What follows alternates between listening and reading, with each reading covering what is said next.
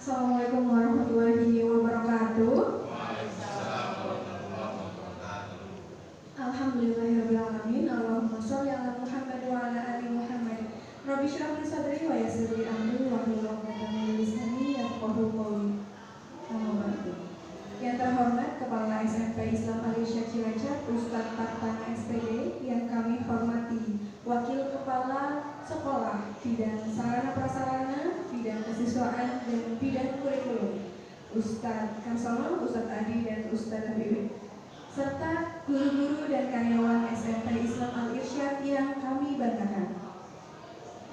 Baiklah Ustadz-Ustadzah, hari ini sebelum memulai, mari kita bersama panjatkan puji syukur kehadirat Allah karena hari ini kita sudah diberi kesehatan dan kesempatan untuk menuntut ilmu bersama CGP kita, calon guru penggerak angkatan 9, yaitu Ustadz Didi. Maka bersama kita ucapkan hamdalah Alhamdulillahirabbil alamin sebagai wujud syukur kita kepada Allah Subhanahu wa taala. Salawat serta salam semoga senantiasa tercurah kepada junjungan kita Nabi Agung Muhammad Sallallahu Alaihi Wasallam beserta keluarga, sahabat, dan pengikutnya hingga hari akhir nanti. Baiklah Ustadz-Ustadzah, hari ini kita akan berdiskusi ya bersama guru penggerak kita, yaitu dengan tema menyebarkan pemahaman dan penerapan pengalaman budaya positif khususnya di lingkungan sekolah kita SMP Islam Al-Irsyad Cilacap. Tepatnya pada hari Rabu tanggal 25 Oktober 2023 bertempat di ruang multimedia SMP Islam Al-Irsyad Cilacap. Saya bacakan terlebih dahulu susunan acara pada hari ini. Yang pertama pembukaan, yang kedua menyanyikan lagu Indonesia Raya, yang ketiga pembacaan ayat suci Al-Quran, yang keempat sambutan kepala sekolah, yang kelima pembahasan materi dari calon guru penggerak angkatan 9, yang keenam penutup. Baiklah, memasuki acara pertama yaitu pembukaan. Mari kita buka acara siang hari ini dengan bacaan basmalah. Bismillahirrahmanirrahim. Yang kedua menyanyikan lagu Indonesia Raya yang akan dipimpin oleh Ustadzah Wiwit Sumarni. Kami silakan. Ustadz-ustadzah kami mohon untuk berdiri.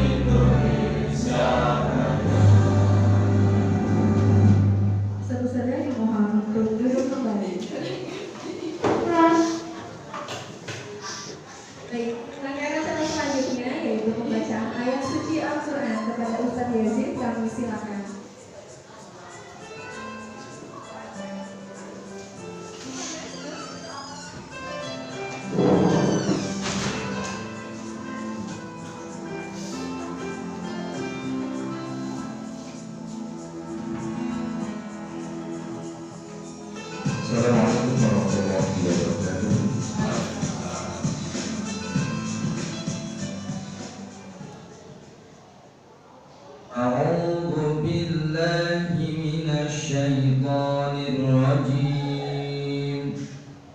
بسم الله الرحمن الرحيم.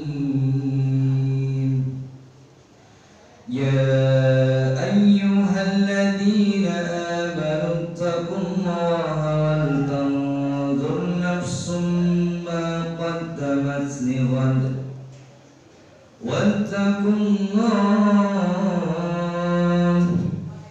إن الله خبير بما تعملون. ولا تكونوا كالذين نسوا الله فأنساهم أنفسهم أولئك هم الفاسقون.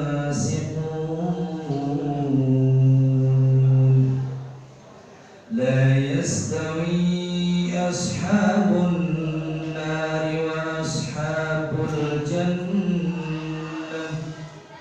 أصحاب الجنة هم الفائزون.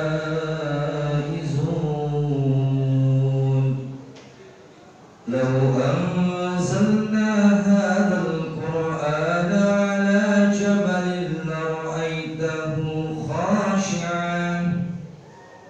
لرأيته خاشعا متصدعا من خشية الله. وتلك الأمثال نضربها للناس لعلهم يتفكرون. والله الذي لا إله إلا هو عالم الغيب والشهادة هو الرحمن الرحيم. والله الذي لا إله إلا هو الملك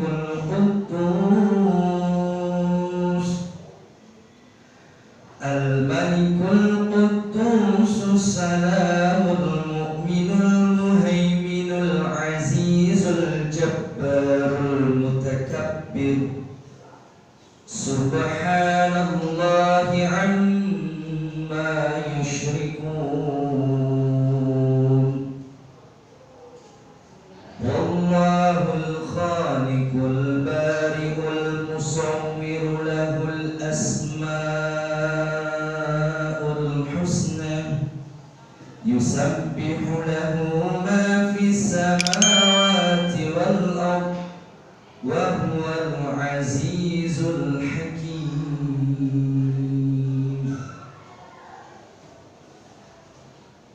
Assalamualaikum warahmatullahi wabarakatuh.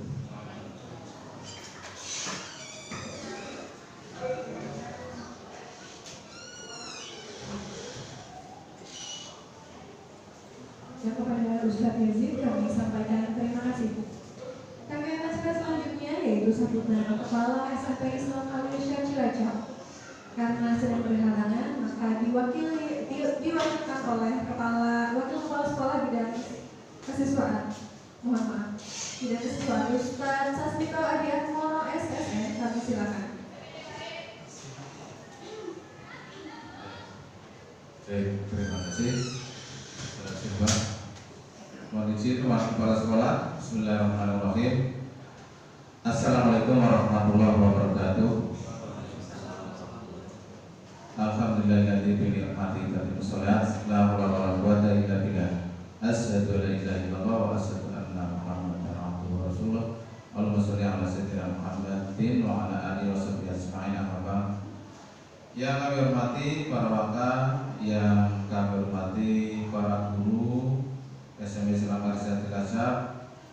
Hari ini alhamdulillah kita berkumpul dalam rangka pengimbasan dari CGP ya, calon pengurus penggerak Ustadz Giardianto, yang dalam ini sekolah sangat mendukung kegiatan ini sehingga terselenggaraan acara ini. Maka dari itu kita ucapkan hamdalah bersama, alhamdulillahirabbil alamin. Kemudian selawat dan salam kita aturkan pada junjungan Nabi besar Muhammad Sallallahu Alaihi Wasallam, untuk para keluarganya, para sahabatnya, dan para pengikutnya, serta semoga kita tetap istiqomah untuk mengikuti sunnah-sunnahnya. Amin. Allahumma amin sampai hari akhir nanti. Yang pertama ini adalah merupakan seri pengibasan dari materi menyebarkan pemahaman dan penerapan pengalaman budaya positif. Dalam hal ini sekolah memang sangat mendukung dalam hal berbudaya positif. Ya, jadi di sekolah sendiri di SMP Islam Al-Azhar ini sudah menerapkan dari mulai masuk sekolah berbaris, berbunyi berbaris, kemudian menyanyikan lagu Indonesia Raya, kemudian doa masuk kelas, doa belajar, tadarus, dilanjut sholat duha, setelah itu KPM.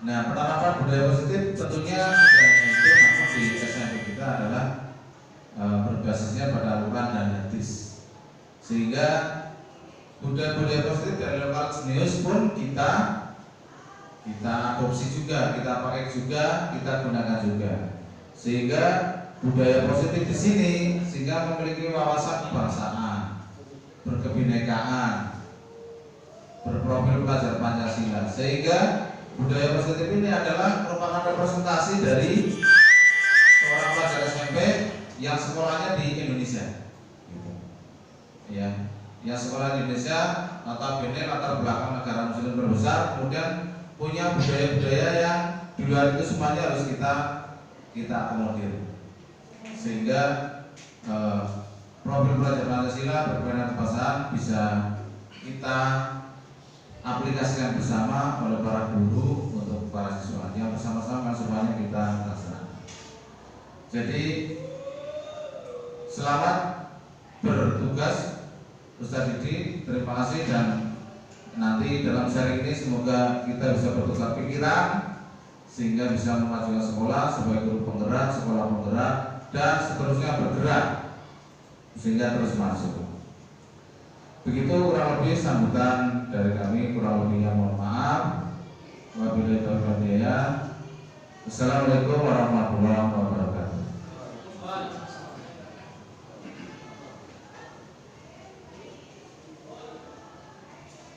Terima kasih Ustaz Adi.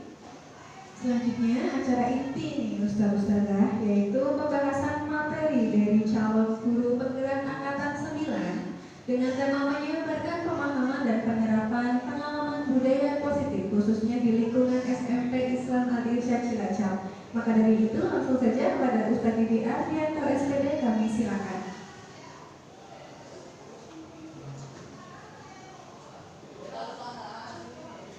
Assalamualaikum warahmatullahi wabarakatuh. Waalaikumsalam warahmatullahi wabarakatuh.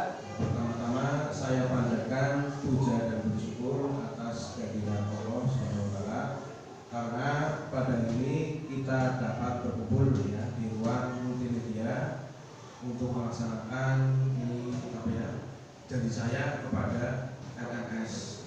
Jadi ini saya diberi tugas untuk menyampaikan pengibasan ini, ya, menyebarkan pemahaman dan penerapan pengalaman budaya positif di lingkungan SMP Al-Azhar. Jadi saya belajar di modul 1.4 itu sudah melaksanakan praktek untuk di lingkungan SMP Al-Azhar, dan saya nanti akan sebarkan ke bapak-bapak ibu guru kalian. Kita bersama-sama diskusi, dan ini sifatnya hanya diskusi. Apabila saya ada kesalahan juga kita maaf ya, sama-sama belajar. Nah, di sini nanti kita akan membedah tentang budaya positif di lingkungan SMP Al-Azhar Cilacap. Jadi budaya positif berarti kebiasaan-kebiasaan yang baik ya di lingkungan kita. Misalkan kebiasaan tadi dari ya Bapak Adi ya, dari Ustaz Adi sudah menyampaikan, dari kita anak-anak berangkat sekolah sampai pulang sekolah itu kita sudah caranya ya memberikan hal-hal yang terbaik buat siswa ya. Misalkan kayak tadi begitu masuk gerbang sudah ada cara apa bersalam-salaman, terus masuk kelas sudah ada cara apa itu menyanyikan Indonesia Raya, baris, tadarusan dan sebagainya sampai pulangnya juga melaksanakan sholat asar berjamaah. Nah, itu sudah alhamdulillah sholat kita, dan saya sebagai guru penggerak angkatan 9 di SMP di sini juga sudah ibaratnya melihat sekolah kita sudah bagus sekali gitu, Bapak Ibu ya, saudara. Jadi ini sesuai dengan harapan yang disampaikan oleh kurikulum Merdeka ya, yang berbasis oleh apa? Profil Pemuda Pancasila. Sekarang sebelumnya mari kita diskusi bersama-sama tentang budaya positif di lingkungan sekolah kita. Sebelum kita membahas tentang budaya positif ya, kita harus tahu tentang konsep urutan budaya positif. Jadi kita harus tahu sebelum melaksanakan itu kita harus tahu tahap-tahapannya dulu ya, Pak Ustaz. Jadi yang pertama kita harus ada perubahan paradigma positif ya. Jadi kita sebagai guru-guru di SMP ini kita harus punya paradigma yang positif dulu ya terhadap perubahan yang baik di sekolahan ya. Begitu juga saya juga belajar ya, saya juga sama-sama salah, saya juga berusaha menjadi yang terbaik ya, walaupun saya saat ini ya masih ya proses belajar juga Bapak Ibu ya. Nah, terus yang kedua, setelah itu kita tahap kedua ada melaksanakan disiplin positif ya. Kita harus supaya menjadi sudah positif, kita juga disiplin positif ya. Misalkan kita berangkat kerja dan sebagainya harus melaksanakan yang hal-hal yang positif bagi kita sendiri ya, dan juga bagi anak-anak murid kita semua. Terus nilai-nilai kebajikan ya, tahap keduanya. Terus kebutuhan dasar manusia, terus motivasi pelaku manusianya, gurunya. Terus nah ini kita harus tahu nanti ada posisi kontrol sebagai guru ya, nanti apa saja itu kita bahas bareng-bareng. Jadi setiap item ini kita bahas bareng-bareng, kita belajar tentang dari aspek yang saya terangkan tadi. Nah, terus sampai ke membuat keyakinan kelas. Terakhir nanti kita melaksanakan segitiga restitusi. Nah, saya di sini sudah melaksanakan terhadap murid-murid saya ya, ini sebagai nanti yang sebagai percobaan pas akrom sudah saya laksanakan tentang melaksanakan praktek segitiga restitusi dan tanggapannya terhadap anak-anak peserta kita. Nah, ini kita juga akan timbaskan kepada para ustadz-ustazah, dan nanti kedepannya moga-moga dengan praktek segitiga restitusi kita dapat menangani masalah anak tanpa ada hukuman dan lainnya ya, karena di kurikulum Merdeka itu sudah melarang tentang hukuman dan penghargaan gitu ya. Nanti kita mengapa itu alasannya kita bedah bersama-sama.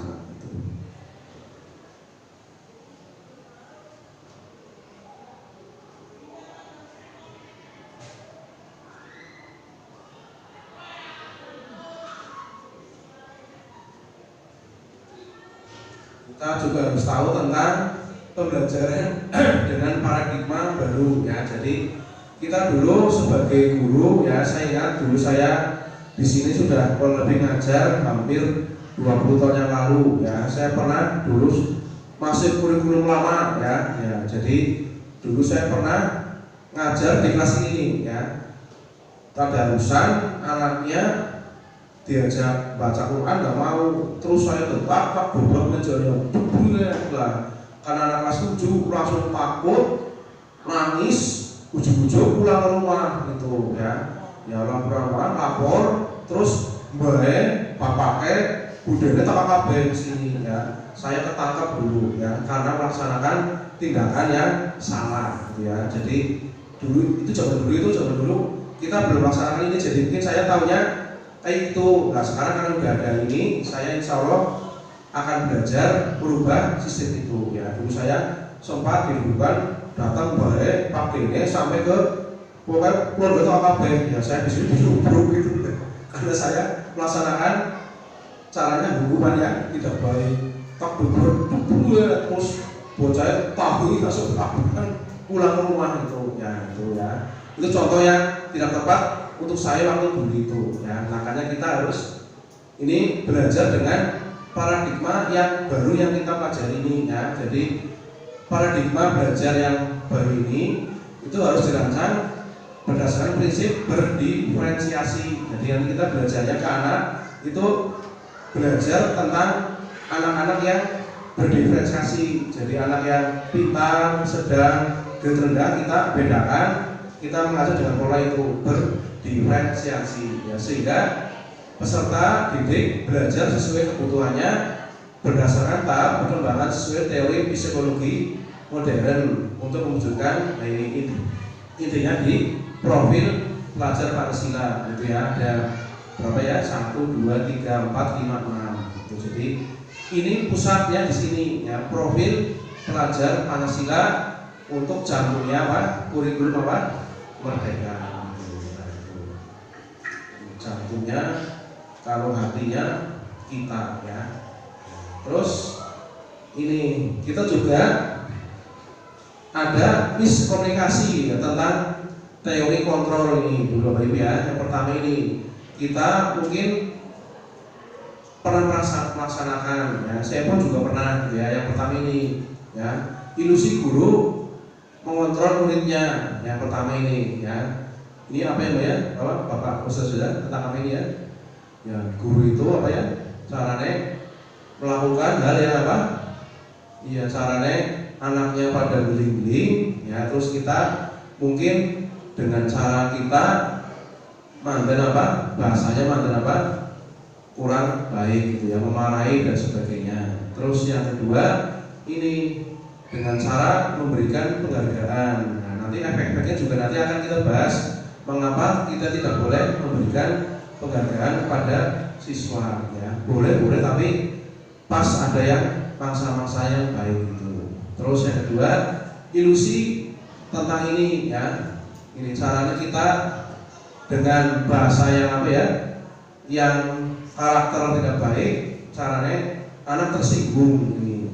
Dia akan teringat seumur hidupnya ya. Misalkan saya mengatakan anak ini dengan bahasa yang menyinggung, Mas, kamu mengerjakannya kok terlalu lembut ya, berarti kamu termasuk anak apa?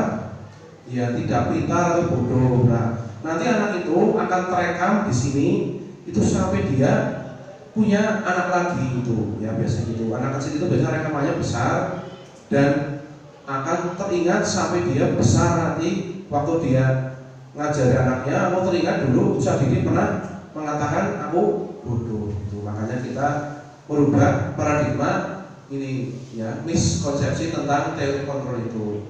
Terus ini ya, memarahi anak ya dengan bahasa yang apa? Bahasa yang tidak pas dengan dunia pendidikan gitu, ya.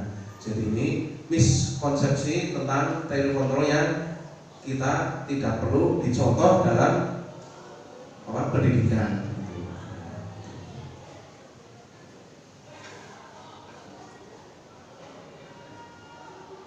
Perubahan paradigma itu nanti ada yang melibatkan stimulus respon dan pendekatan teori kontrol. Jadi inilah bedanya ya tentang stimulus respon dan teori kontrol tentang dunia. Ya, misalkan yang pertama ya, kita tentang realitas kebutuhan kita sama ya. Jadi kita menganggap itu murid kebutuhannya semuanya sama ya. Saya guru matematika, murid taunya di dalam kelas itu harus apa? Pinter semua matematika. Nah, itu ternyata dalam kurikulum ini tidak begitu. Jadi kita harus tahu apa? Kebutuhan sesuai dengan realitas anaknya berbeda-beda. Ya mungkin ya Mas Pul dia pinternya mungkin di bidang apa? Sains, biasanya IPA ya. Oh ya Mas Yasid mungkin di bidang apa? Segi agama ya. Jadi tidak mungkin saya paksakan belajar matematika sampai anaknya itu apa?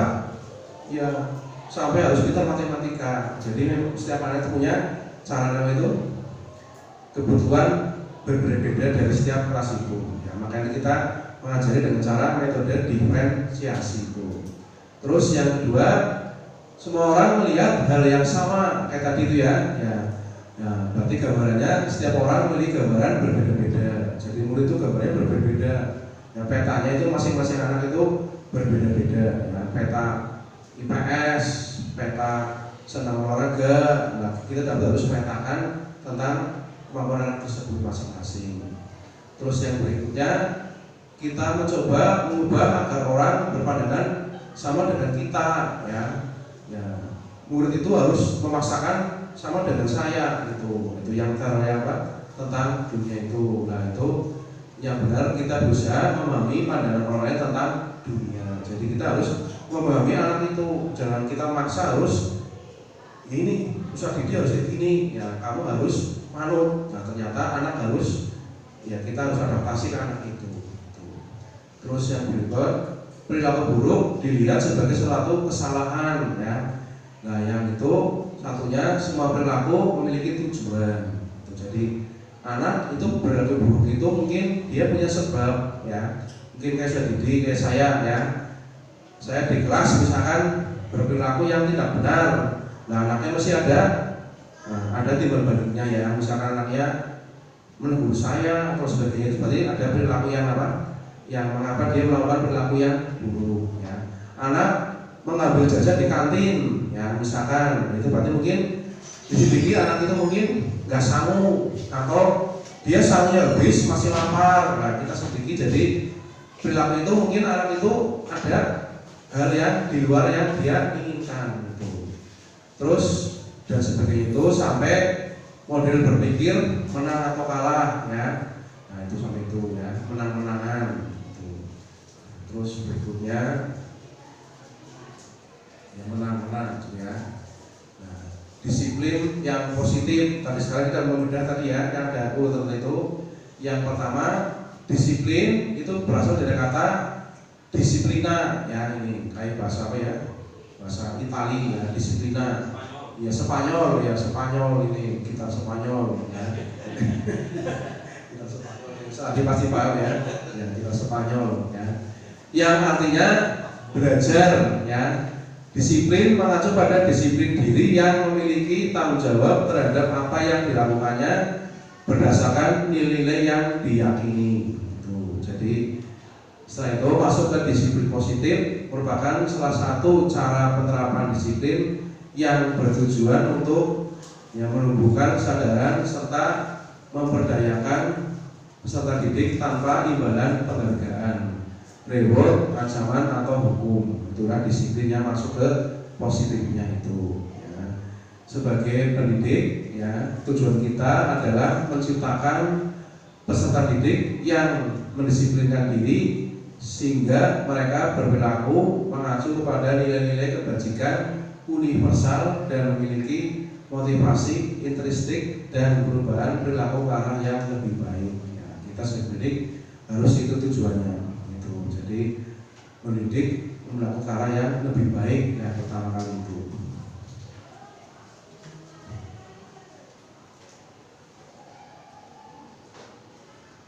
Sekarang masuk yang poin berikutnya, tabel berikutnya itu nilai-nilai kebajikan. Nah, nilai kebajikan itu nilai yang disepakati bersama lepas dari suku bangsa, agama, bahasa maupun latar belakangnya. Nah, ini misalkan contoh yang dicontohkan ini tentang nilai kebajikan yang dari suku bangsa, agama, bahasa maupun latar belakang. Nah, contoh ini kita melihat tentang kebajikan melihat dari institusi organisasi, ya. Nanti kita juga contoh juga dari SNI kita, ya. Jadi yang pertama ini tentang yang luas ini tentang organisasi. Nah, di sini ada masuk ke profil, terus ibunya, terus 9 karakter pilar Indonesia itu. Nah, bisa dibaca itu, ya, biar cepat, ya. Jadi ada profilnya itu sudah disepakati dari majelis-majelis ilmu di sini di Indonesia. Masyarakat terjadilah kesepakatan bajikan ada profil pelajar Pancasila, itu ada 1, 2, 3, 4 dan sebagainya, ya. Jadi itu berarti dari dari kata-kata kesepakatan yang dirapatkan menghasilkan profil pelajar Pancasila. Terus yang contohnya itu dari ibu juga itu, ya, dia juga mengadakan kebajikan ada itu. Terus pilar dari karakter itu, ya, dan sebagainya. Pokoknya banyak banget dibaca biar pokok gitu.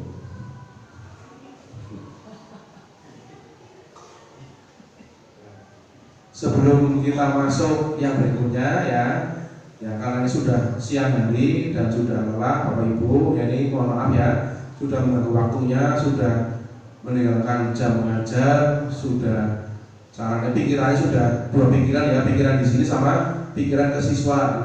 Ya, saya minta maaf ya Bapak Ibu telah mengganggu waktunya. Nah sebelum kita masuk yang berikutnya, kita akan mengadakan es breaking dulu ya, biar apa? Biar kita caranya apa? Merefresh lagi. Nah sekarang coba ya yang wanita bergabung jadi satu ya, memegang pundaknya masing-masing. Terus yang pria juga bapak-bapak menggabung jadi satu, pundaknya pegang masing-masing biar apa? Refresh, tidak apa ya? Peredaran darahnya jadi apa? Jadi lancar. Ya. Berkumpul mas ya. Ya dari tadi juga boleh sana memberi apa? Memberi perintah instruksi ya dari tadi. Nah sekarang instruksinya pundaknya dipegang. Terus kita sambil memijat, sambil bernyanyi ya. Nyanyinya yang enak maksudnya apa ya nyanyi ya? Nyanyinya apa yang enak maksudnya? SDB ya. Apa aja ya. SDB ya. Saya juga tahu lagu ya. Ya, Pak Sono apa yang apa ya? Ya, yuk. 1, 2, 3. Pak Sono ini Pak. Ya, SDB. Ya, Mbak Bawi coba lagunya ya, SDB. Oh, dan bukan ya. Ya udah kita ya cewis.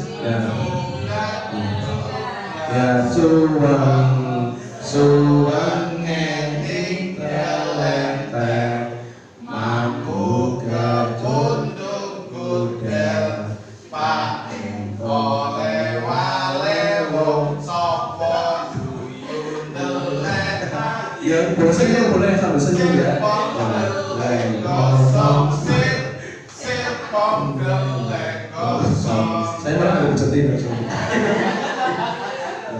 Dah, terima kasih ya balik ya. 1, 2, 3 ganti lagu ayo gundul maju gembelengan nyunggi wakul petentengan wakul limpang segane dadi sabastar wakul limpang segane dadi sabastar ya terima kasih ya sudah pas lagi ya aliran darah sudah mulai lancar ya, sudah mulai merah lagi, sudah ya udah ngantuk walaupun sudah tanggal tua sudah mulai lancar, sudah mulai beringas lagi ya tanggal sudah kembali tanggal muda lagi. Nah sekarang masuk yang fase berikutnya, boleh makan dulu nggak apa-apa ya nyenek dulu ya, sambil kita diskusi sambil nyenek dulu ya. Setelah memijat sudah fresh, minum dulu sama makan snack ya. Saya juga haus.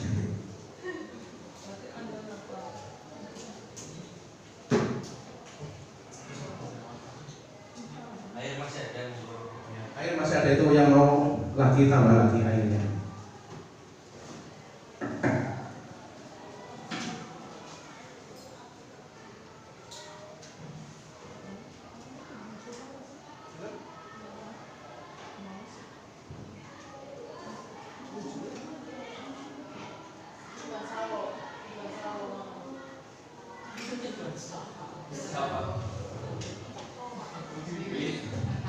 Ya sambil makan, sambil minum, bukan ada yang pengen ditanyakan, boleh ya.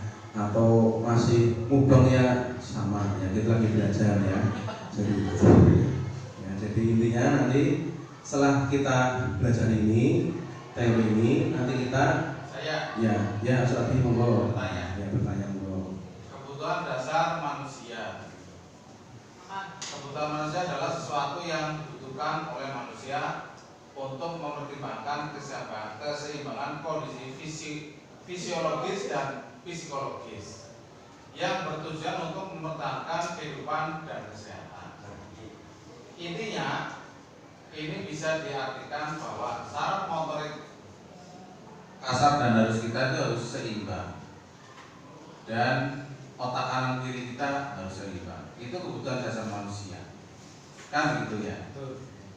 Jadi ini tadi berhubungan dengan pembelajaran diferensiasi yang di sekolah kita sebenarnya sudah diselenggarakan, karena ada anak yang ABK ya, ABK. Jadi kalau menurut standar ilmu matematika gitu ya, Pak Didi, itu cara menyelaraskan fisiologis dan psikologis terhadap siswa. Ini yang sangat dibutuhkan, karena ini bila tidak imbang yang terjadi adalah bullying. Iya, yang terjadi bullying. Karena memang nggak imbang sih, secara fisiologis dan psikologis nggak imbang, sehingga yang terjadi bullying, kan gitu. Bullying itu banyak macamnya, ya, banyak macamnya. Nah itu kalau menurut standar ilmu matematika, bagaimana menerapkan kebutuhan dasar ini terhadap manusia? Gitu. Terima kasih pertanyaan. Terima kasih itu tadi ya. Tadi pertanyaan sangat bagus ya. Ya kita melihat di sekolah kita ini sudah menerapkan pembelajaran yang berdiferensiasi ya. Dari dulu kita sudah menerapkan, dan sudah mungkin yang segitiga restitusi itu kita sudah melaksanakan. Cuma dulu bahasa kita nggak tahu, nah, tapi itu jebule itu pergi apa segitiga restitusi itu ya, jebulnya itu ya. Cuma kita nggak tahu itu artinya itu ya.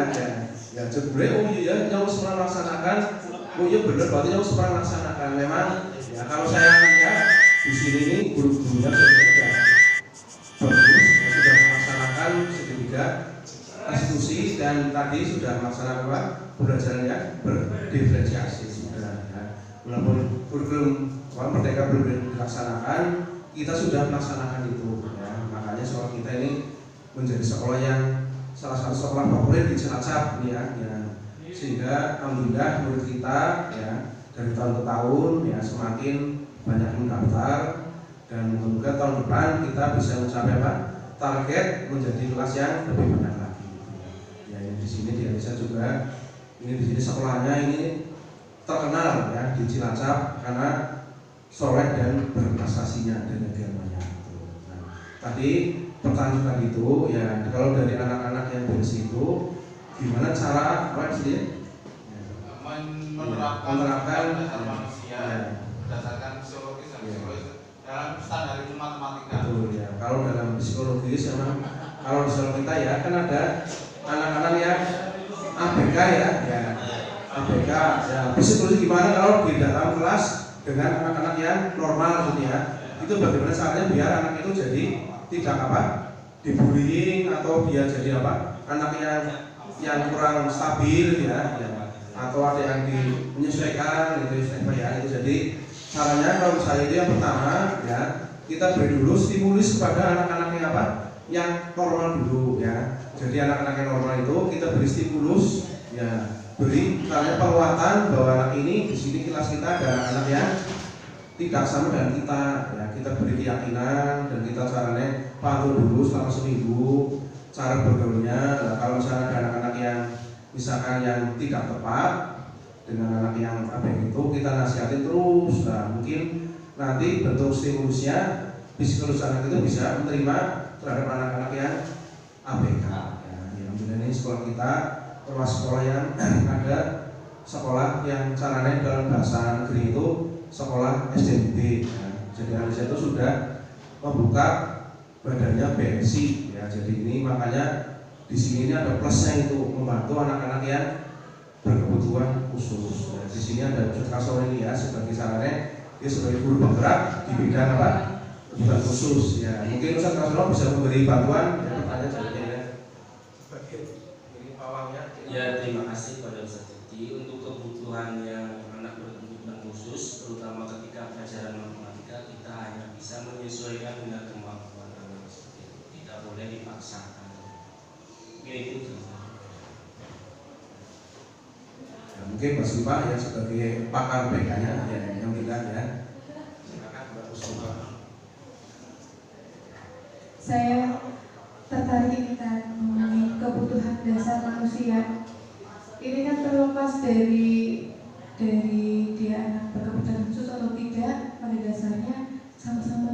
hebat ya, memiliki kebutuhan yang sama sebenarnya.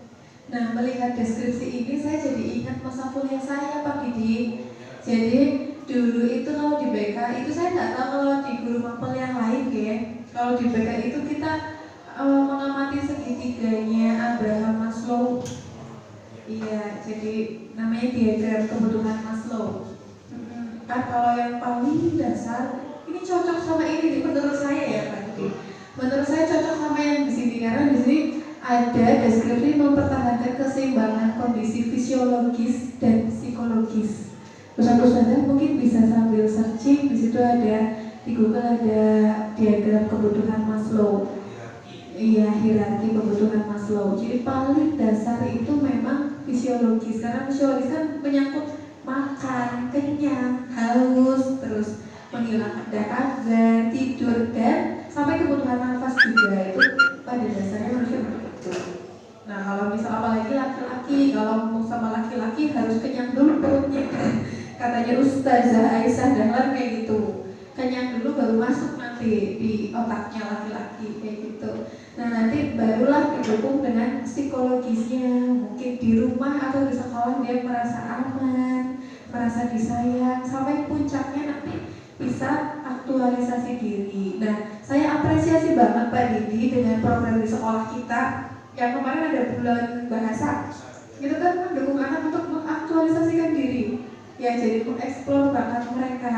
Bulan bahasa, terus di sini banyak programnya ya, Ustadz ada halal siswa, terus lomba-lomba olahraga, kelas meeting juga, bahkan lomba-lomba yang keluar, ada seni, ada olahraga, ada apalagi usulin mapel juga dan lain sebagainya. Itu memang menunjang kebutuhan paling tinggi manusia yaitu aktualisasi diri. Semoga kita dan anak-anak kita didukung ya dan sama-sama mendukung untuk mengaktualisasi diri masing-masing. Termasuk kita mendukung Pak Didi nih untuk jadi guru penggerak angkatan 9. Terima kasih. Beri tepuk tangan pada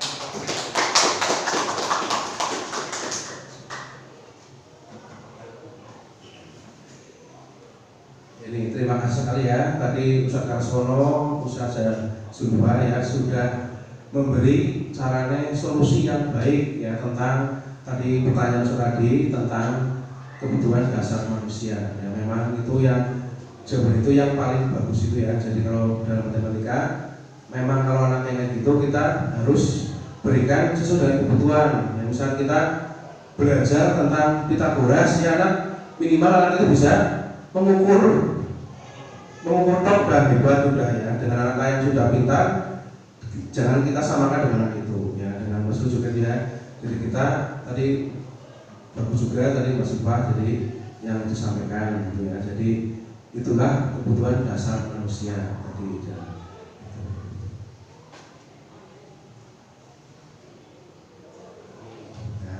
Jadi kebutuhan dasar manusia itu menurut William Glasser ya, Glasser ya, Glasser gitu ya. Menurut William serseran gitu ya. Itu ada 5 itu ya. Ya itu kalau dalam dunia itu kita ada 5 itu ya. Yang pertama penguasaan, terus kasih sayang dan rasa diterima itu yang tadi dikatakan Surfa itu ya. Diterima dulu baru kita kasih sayang terhadap sama murid, sama guru dan warga sekolah itu. Terus bertahan hidup, terus kesenangan dan kebebasan. Itulah 5 kebutuhan dasar manusia menurut serseran itu, serseran. Ya. Nah, terus yang berikutnya motivasi perilaku manusia ya, itu yang dasarnya ada 3 itu ya. Yang pertama untuk menghindari ketidaknyamanan atau hukuman itu motivasinya. Terus untuk mendapatkan imbalan penghargaan dari orang lain, untuk menjadi orang yang mereka inginkan dan menghargai diri sendiri dengan nilai-nilai yang mereka percaya. Itu motivasi itu kira-kira kalau kita lihat itu yang nomor 3 itu ya yang bagus ya. Jadi tidak perlu hukuman dan penghargaan terhadap orang lain.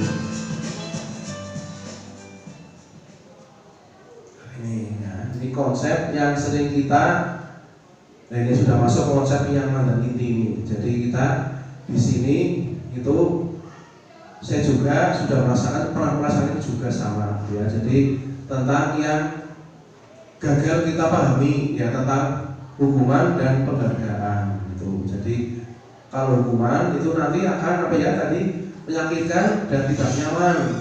Terus murid takut sampai ke rendah diri, minder. Kalau kita hukum kayak gitu. Terus kalau penghargaan ini misalkan ya nanti tidak reflektif, merusak hubungan sifat iri. Nah, terus mematikan kreativitas, menghukum dengan sistem ranking juga ya. Kalau kita ada ranking itu ternyata itu tidak boleh itu dalam kurikulum merdeka ya. Karena nanti akan itu tadi mematikan sistem kreativitas dan rusak hubungan sifat iri itu. Makanya soal kita sudah beda ranking ya, sudah menghapus ranking. Jadi nanti anak itu merasa semuanya pintar semua, karena anak pintar itu kan bisa dari segi pintar ilmunya ya, pintar dari bahasanya, pintar dari keterampilan. Jadi semuanya itu pintar semua, nggak ada anak yang ranking terakhir, nggak ada yang ranking 1. Jadi semuanya punya potensi bakat masing-masing. Nah ini yang kita bahas ini. Jadi akan merampas hak itu ya, menghargai dirinya. Jadi aku ranking 25 dengan ranking 1 itu bahasa apa itu Mbak Susi ya, ranking 1 dia pintar matematika, pintar bahasa, semua ranking 1. Saya ranking 25, tapi kan saya pintar ini ya Bu ya, pintar apa? Musik ya. Ranking 24 dia juara badminton, berarti kan juga pintar semua. Jadi ya ternyata itu nggak ada di apa, tidak boleh ada ranking itu ya. Jadi nanti akan mematikan dan semuanya sifat-sifat diri semua itu. Nah, sekarang tadi kan ini nggak boleh. Sekarang yang apa yang dianjurkan oleh kita ke murid ini ada 2, yaitu konsekuensi dan restitusi itu ya. Jadi ini ada 2 yang kita gunakan ke anak-anak ya. Karena nanti kalau kita melakukan konsekuensi itu nanti akan ada ke anak ada penguatan jangka pendek gitu kalau kita melaksanakan konsekuensinya. Kalau yang kedua perlu monitoring berkelanjutan. Terus dia akan merespon ya kalau kita adakan konsekuensi. Misalkan di sekolah kita itu misalnya udah bagus gitu ya, anak yang melanggar itu akan ada konsekuensi bukan hukuman ya. Dia akan menghafalkan ayat-ayat yang ditentukan oleh sekolah. Itu bagus itu dia mengadakan konsekuensi. Kalau kita anak datang terlambat, terus kamu udah terlambat, berarti dikasih hukuman misalkan jalan-jalan 10 kali di lapangan. Itu berarti namanya apa? Hukuman gitu ya. Jadi dia melaksanakan hukuman, itu anak nanti akan teringat kayak tadi yang kita bicarakan itu.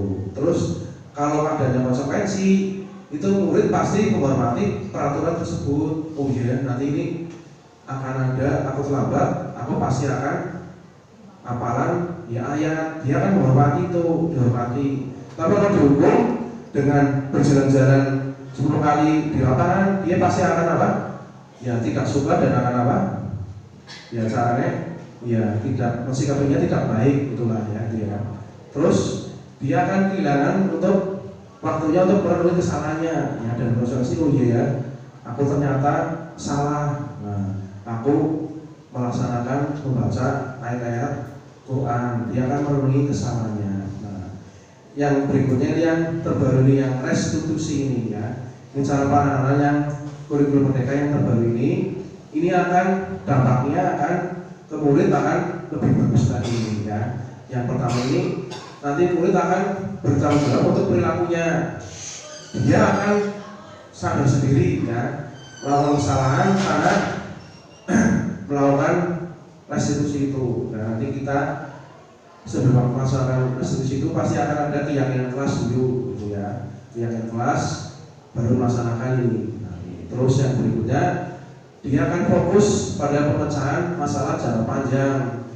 Dia akan setelah melakukan ini, murid itu akan merenung ke depannya. Oh, berarti kalau saya melaksanakan ini, berarti saya melanggar kesepakatan disiplin terlambat.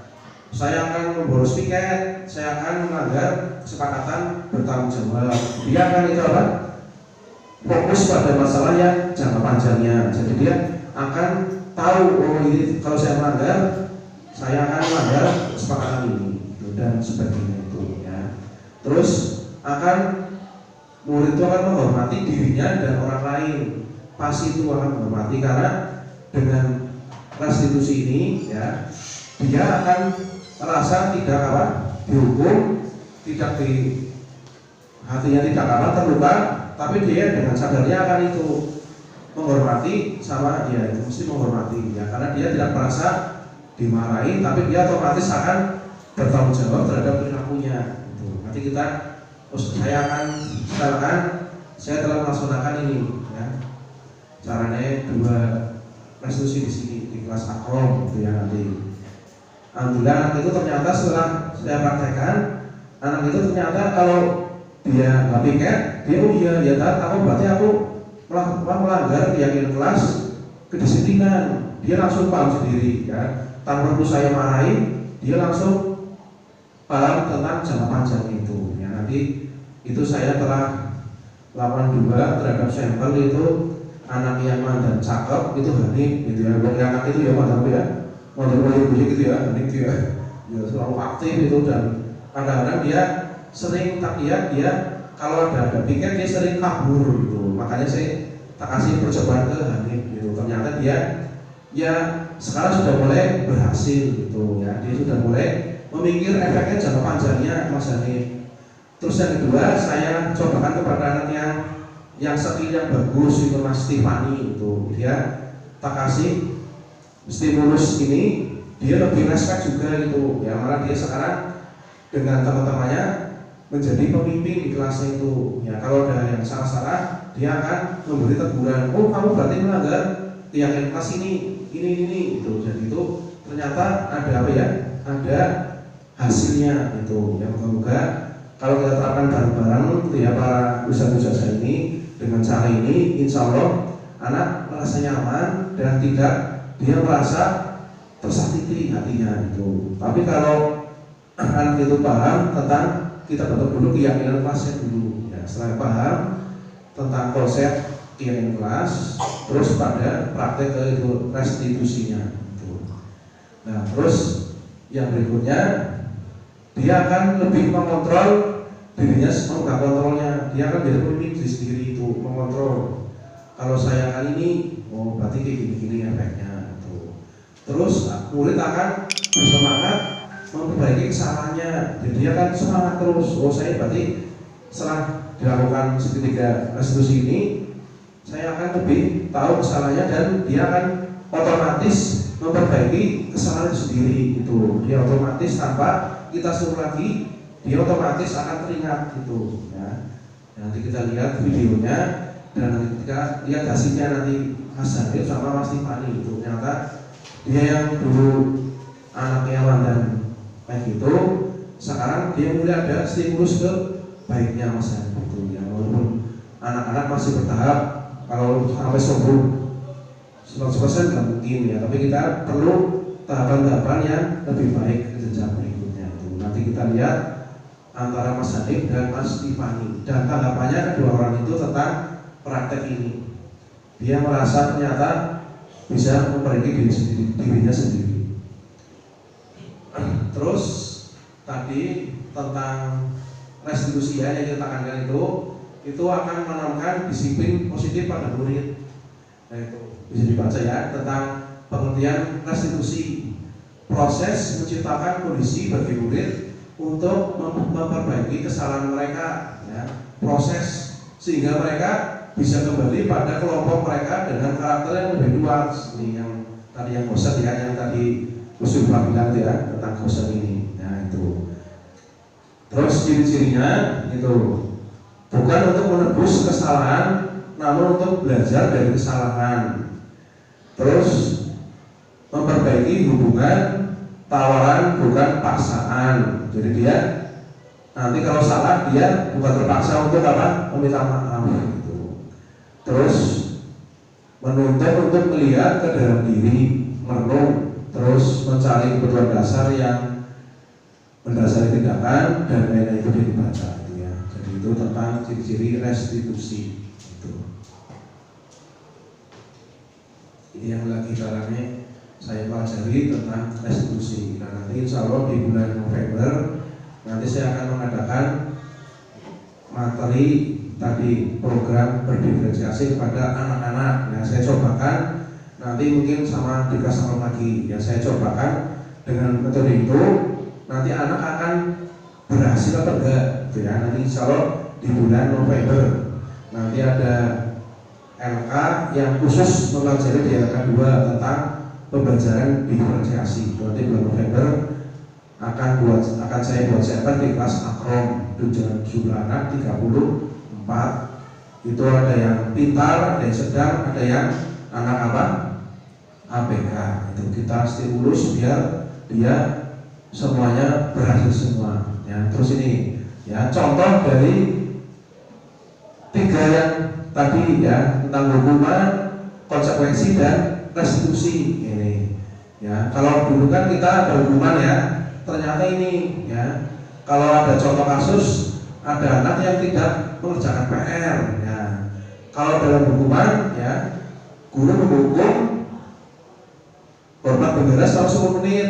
Nah, guru marah dan murid langsung takut, malah sekarang marah-marah ya. Jangan sekarang ya kalau ya kan kalau guru memarahi kadang-kadang anak-anak nggak paham malah ikut marah, malah bisa terjadi apa? Duel ya, guru dan murid jadi apa? Duel. Zaman sekarang sudah zaman yang kita dulu kecil ya, sekarang sudah mulai zaman ada perubahan ke anak-anak itu. Nah ini hukuman ini, makanya kita tidak boleh melaksanakan hukuman karena itu ada efek-efeknya terjadi pada anak. Nah, terus yang berikutnya yang konsekuensi kalau anak tidak membawa PR itu guru memberikan konsekuensi untuk mengerjakan PR-nya saat istirahat ya 3 kali lipat. Terus guru tegas dan siswa menghormati peraturan. Itu kalau kita adakan dengan cara konsekuensi. Nah, sekarang kalau yang ini yang terbaru dengan cara restitusi itu nanti akan itu guru nggak usah tanya ke anaknya, tanya aja lah kamu keyakinan kelasnya apa yang kamu apa buat, kira-kira kamu salah apa enggak. Anak langsung merespek, oh iya salah kan, aku salah, aku sudah apa melanggar tentang keyakinan kelas, disiplin dan tanggung jawab, otomatis anak itu ya. Terus guru terbuka dan siswa menghormati dirinya sendiri dengan orang lain ya. Guru terbuka langsung tanya yang separuh kelas, anaknya langsung terbuka dan pasti ada rasa hormat menghormati gitu. Jadi anak tidak marah dan apa miskomunikasi gitu ya, saya ya takut betul, jadi anak tidak takut. Dan ini dengan cara restitusi itu.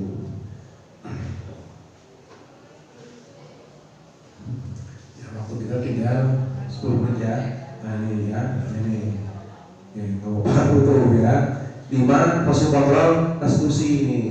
Jadi kita dalam mendidik murid dengan cara restitusi ini ada 5 hal yang kita sebagai karakter kita sebagai peran ya, sandiwara itu.